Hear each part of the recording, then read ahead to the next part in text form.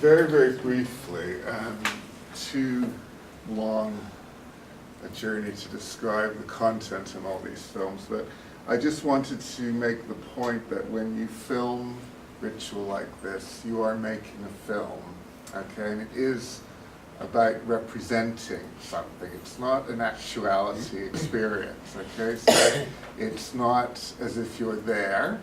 We've taken bits, we've edited bits, one of the challenges when you work in anthropological film is that you have to retain the integrity of the event, but that is also deeply dreary to audiences, so you have to intercut it with documentary type material. So it means this strange tension between editing and respecting the reality of the event and the authenticity of the event.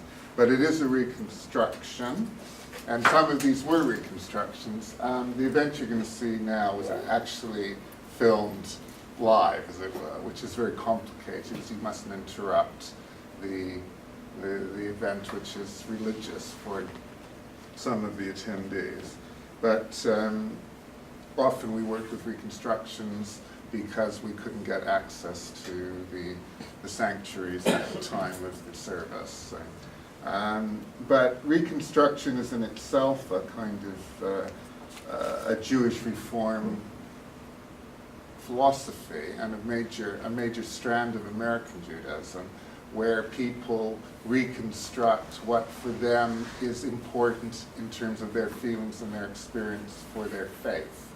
Okay, so, and it seems to me that the LGBT community here has really used very strongly elements of reconstruction, and the rabbi who gave us access to her community to make the Pride event and to record it and to make a film about it, she herself has done a lot of work in the Reconstruction movement in the United States. So it is about iconography. As a filmmaker, the things that I was interested in were iconography, the use of iconography, the way people think and perform their belief systems, and always trying to get inside something in a kind of symbolic way and not just literally record it, okay? So now I'm going to try and make this work. Hopefully. Okay, so. Again. You've still got the typo, actually, I noticed on this. Oh, really? Okay, why won't it play? Pressing that one. Is that going to press? Okay, and then press enter. There we go. Means order, so that means there's an order to it. And if you think about what the Seder is usually used for, which is Passover. Passover is a story of liberation. So it seemed that this was just, it was a service that was just absolutely perfect for celebrating Pride. Somebody suggested to Susanna Heschel, who was a woman and lesbian, that she really had no place being so uppity. And so she had the idea of putting an orange saying that, yeah, you know what? Everybody's got a place on the Seder.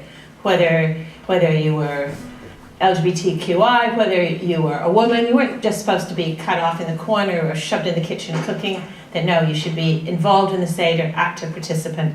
So it's kind of got roots, but you'll see our Seder plate has a lot of other things which we'll be getting to, because our South London Seder's got a history. It began as a Haggadah in a small New York community in the early 1990s. And that inspired other kehilot, other communities in New York. And then it went to Minyanim in Colorado. And then also to Sha'ar Zahav in San Francisco, which really kind of began to develop it and refine it as a Seder specifically for Pride. Some elements of our Seder tonight will be familiar.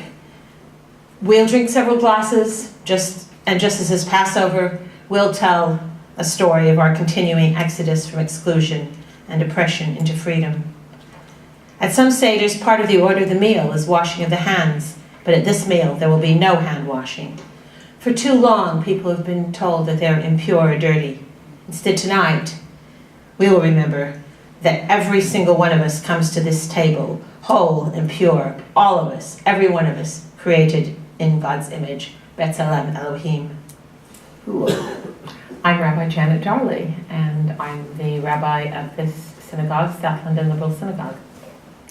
How do you identify Janet as an LGBT person? Well, not really. I'm certainly Jewish, but I'm a strong ally, and. Okay. Right. If you want, I can run it later if you'd like to see the whole thing. But one of the interesting things about the film is that there was the thing evolves all the time. This ritual changes every year, and there was actually debate between the rabbi and one of the people participating in the what should be on the plate. So the plate, nothing is cemented. One member of the community who was lesbian identified objected to the fact that there was only a pink triangle on the plate. It should have been a black triangle as well, because lesbians, although not absolutely persecuted by the Nazis as a group, were persecuted as other, okay? And they were identified as a black triangle, so there was this whole debate, and we actually cut out a black triangle and stuck it on the plate. So there we are. Did you want to just briefly mention the other elements? Yeah, I mean, obviously, it's quite got you to go out with the songbook, the Stonewall book. This is very much picking up what Sean was saying about the whole nature, about the Stonewall experience, that it's now seen not only as sort of transvestite, but actually as transgender as well, and women of color. Okay, so the whole thing is kind of bringing the margins into the center. This is about burning.